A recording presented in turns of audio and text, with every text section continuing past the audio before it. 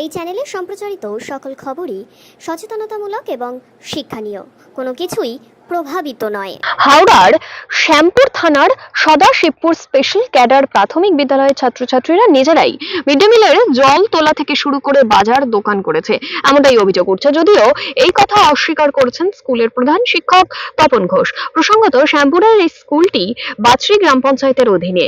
জলের একমাত্র সম্বল বলতে আদ্যিকালের একটি টিউবওয়েল। পান করার জন্য ছাত্রছাত্রীদের বাড়ি থেকে জল আনতে হয়, আর এই কথা স্বীকারও করেছেন প্রধান শিক্ষক।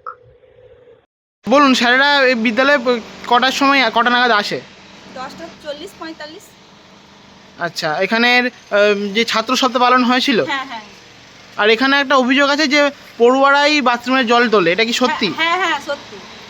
আর পড়ুয়ারাদেরকে বাজার করতে পাঠানো হয়?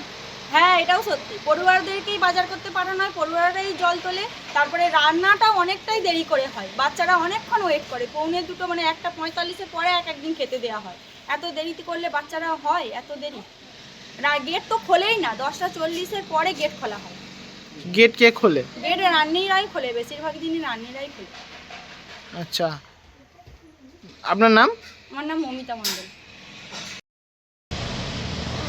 3 এর ছাত্ররা আর 4 এর ছাত্ররা। আর হাত কোথায় ধাও? হাত এই দুটো কল আছে, দুটো কলে। আচ্ছা, দুটো কল। আর বাথরুম কোথায় যাও? বাথরুম স্কুলের ভেতরে একটা বাথরুম করা আছে সেখানে। আচ্ছা, আর স্যারেরা তবু কটা নাগাদ স্কুলে আসে?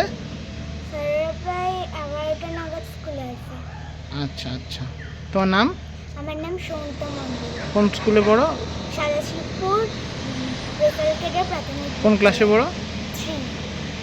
আমি বারবার অঞ্চল পঞ্চায়েত সমিতি এবং জেলা স্তরে 2022-এ যখন নতুন স্কুল খুলে তখন আমি তৎকালীন যে এসআই ছিলেন ওনার মাধ্যমে জেলাতেও পাঠিয়েছিলাম যে জলটা নোংরা, জল খাওয়া যাচ্ছে না, কিন্তু তার কোনো সদুত্তর আসেনি।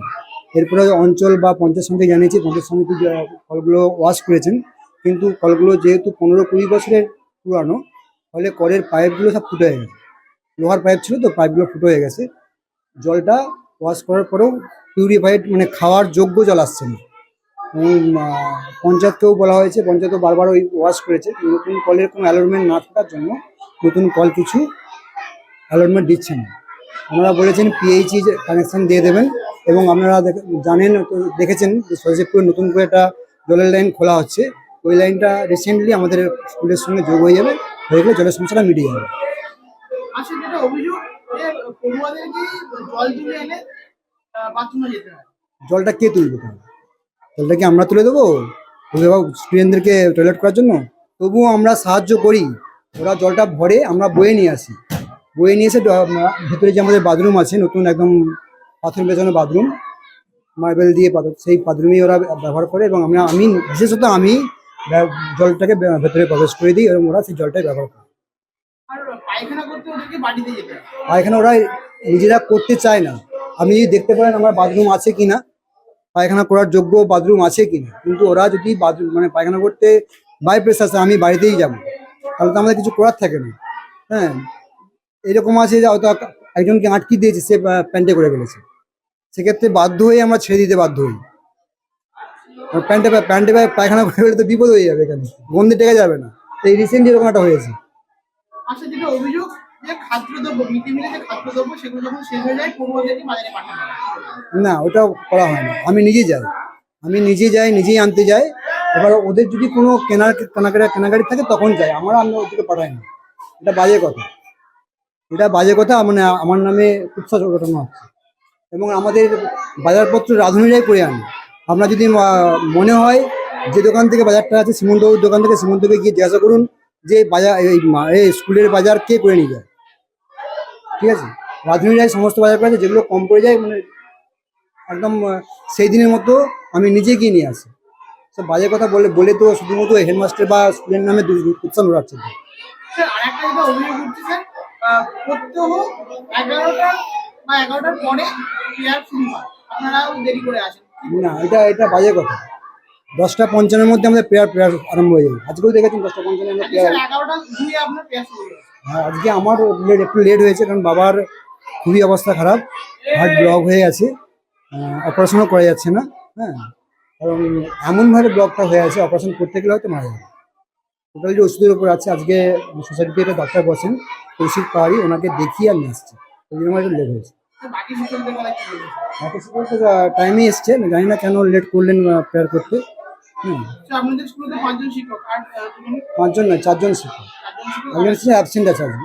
অ্যাবসেন্ট তো তুমি থাকতেই পারেন, তার তো প্রয়োজন আছে, অ্যাবসেন্ট হতেই পারে। আমি তো তাকে বাধা দিতে পারবো না, absent হলে। স্যার আমি আরেকটা প্রশ্ন দিয়ে শেষ করবো যে আমরা বিগত দিনে দেখেছি এই স্কুলে এই এলাকায় খোঁজ নিয়ে যে পার্শ্ববর্তী গ্রাম থেকে পড়ুয়ারা এই স্কুলে আসতো। এই স্কুলে একটা সুনাম ছিল, নাম ডাক ছিল, এই স্কুলে আসতো এবং ইদানিং কালে যেটা দেখা যাচ্ছে যে এই স্কুলের পড়ুয়ারাই এই স্কুল থেকে মুখ ফেরাচ্ছে, কি বলবো? না, এটা বাজে কথা। আমার স্কুলে এখনো সোসাইটি বাজরি স্কুলের গা থেকে, মানে একদম বাজরি স্কুলের গায়েই তার বাড়ি, চক্রবর্তী বা ব্যানার্জি, তারা আমার স্কুলেই ভর্তি হয়েছে, এই ইয়ারেও ভর্তি হয়েছে। এবং আপনি আমার খোঁজ নিয়ে দেখবেন যে আমার সদাশিবপুরের 50% স্টুডেন্ট, বাকি বাজরি এবং বাজরি স্কুল লাগোয়া স্টুডেন্ট। এটা আপনাকে কে বলেছে আমি জানি না। আমার মানে সদাশিবপুরের 50% স্টুডেন্ট, বাকি স্টুডেন্ট বাজরি এবং একদম পুরোনো বাজরি, যেটা না কি নতুন বাজরি বলে, একদম বাজরি স্কুলের গা থেকে হিন্দু বেল্টের সমস্ত স্টুডেন্ট আমার স্কুলেই আছে। এটা বাজে কথা, একদমই বাজে কথা। আমার নাম আমার নাম তপন কুমার ঘোষ।